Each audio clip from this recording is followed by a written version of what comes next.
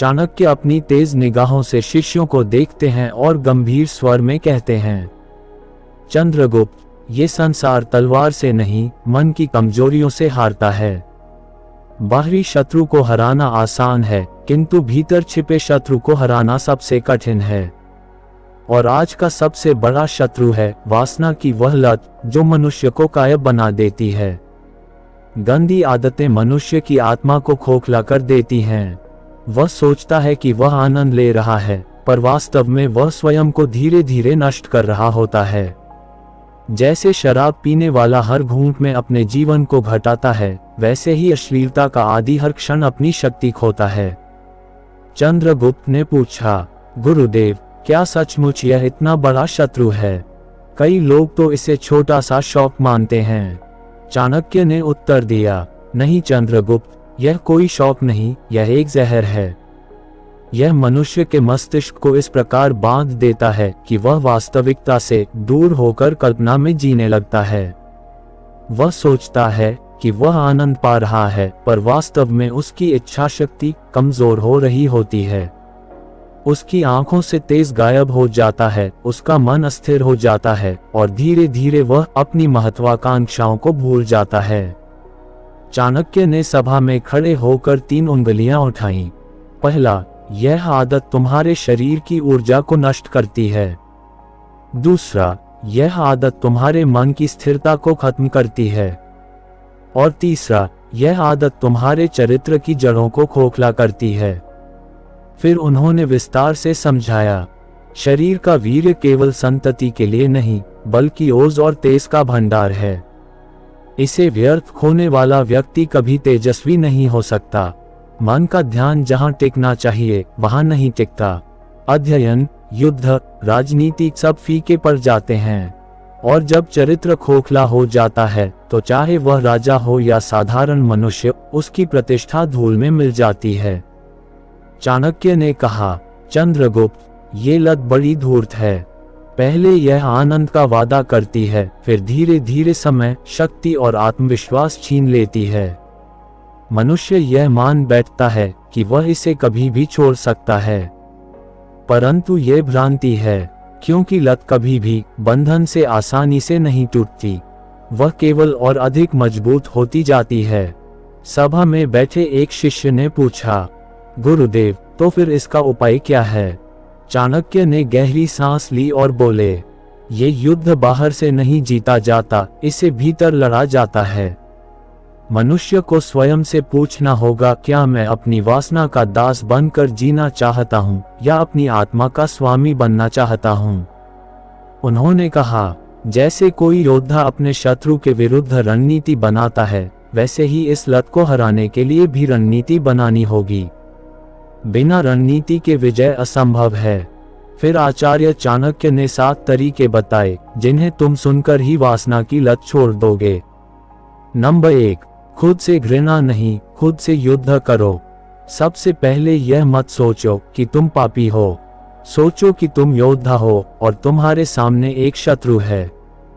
यदि तुम स्वयं को कोसते रहोगे तो कभी उठ नहीं पाओगे, पर यदि तुम शत्रु को पहचानकर उससे युद्ध करोगे तो जीत निश्चित है। नंबर 2, खाली समय सबसे बड़ा दुश्मन है। ये लत तब पकड़ती है जब मनुष्य के पास खाली समय होता है। इसलिए अपने दिन को इतना व्यस्त बनाओ कि बुरे विचार घुस ही ना पाएं। शरीर को काम दो, मन को ज्ञान दो, आत्मा को साधना दो। नंबर 3, दृष्टि को नियंत्रित करो। जैसे अग्नि में घी डालने से वह और प्रचंड होती है, वैसे ही अश्लील चित्र और दृश्य मन की वासना को भड़काते हैं। इसलिए अपनी दृष्टि को नियंत्रित करो। जहां बुराई दिखे वहां से आंखें हटा लो। मनुष्य वही बनता है जो वह रोज देखता है। नंबर 4, संगत का प्रभाव। जिसके संग बैठोगे वैसे ही बनोगे। यदि तुम्हारे मित्र अश्लील बातें करते हैं तो तुम भी उसी दलदल में फंसोगे, पर यदि तुम्हारे मित्र ज्ञान और अनुशासन की बातें करते हैं तो तुम्हारा मन भी ऊपर उठेगा। संगत बदलो, जीवन बदल जाएगा। नंबर 5, शरीर को तपाओ। लत का एक कारण है आलस्य। आलसी मनुष्य वासनाओं में फंसता है। पर जो अपने शरीर को तपाता है, व्यायाम करता है, दौड़ता है, परिश्रम करता है, उसका मन शुद्ध हो जाता है। पसीने की बूंदें वासनाओं की ज्वाला को शांत कर देती हैं। नंबर 6, बड़े लक्ष्य निर्धारित करो। यदि जीवन में कोई महान लक्ष्य नहीं है तो मनुष्य छोटी छोटी इच्छाओं का शिकार हो जाता है। परंतु यदि तुम्हारा लक्ष्य साम्राज्य स्थापित करना है, ज्ञान प्राप्त करना है या महान पुरुष बनना है, तो तुम्हारे पास इतनी बड़ी ज्वाला होगी कि यह तुच्छ वासना उसमें स्वयं ही जलकर राख हो जाएगी। नंबर 7, ध्यान और मौन का अभ्यास। मन को काबू करने का सबसे बड़ा उपाय है ध्यान। हर दिन कुछ क्षण मौन में बैठो, अपनी सांसों को देखो। धीरे धीरे मन की चंचलता घटेगी और आत्मा की शक्ति बढ़ेगी। जब आत्मा मजबूत होती है तो कोई भी लत उसके सामने टिक नहीं पाती। सफलता का उदाहरण। चाणक्य ने सभा में उपस्थित सभी को देखा और बोले, याद रखो, इतिहास के महानतम विजेताओं ने अपने शत्रुओं को बाहर नहीं, पहले भीतर हराया।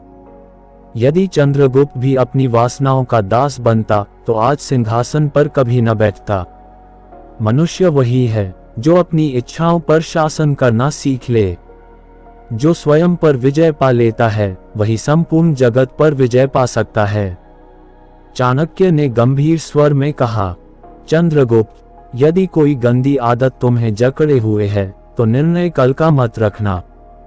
निर्णय आज ही लो, क्योंकि हर दिन का विलंब तुम्हें और गहरी खाई में धकेलता है। आज ही शपथ लो कि तुम इस लत को पराजित करोगे। सभा में सबके मन में जैसे ज्वाला प्रज्वलित हो गई। युवा चंद्रगुप्त ने सिर झुकाकर प्रणाम किया और कहा, गुरुदेव, आज से मैं अपनी इच्छाओं का दास नहीं, आत्मा का स्वामी बनूंगा। दोस्तों, ये केवल चंद्रगुप्त की कहानी नहीं बल्कि हम सबकी कहानी है।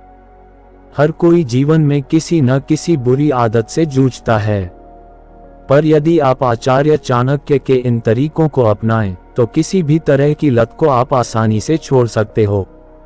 याद रखिए, जिसने स्वयं पर विजय पा ली उसके लिए संसार की कोई शक्ति अजेय नहीं। वीडियो पसंद आई हो तो वीडियो को लाइक, शेयर और चैनल को सब्सक्राइब जरूर करें। धन्यवाद।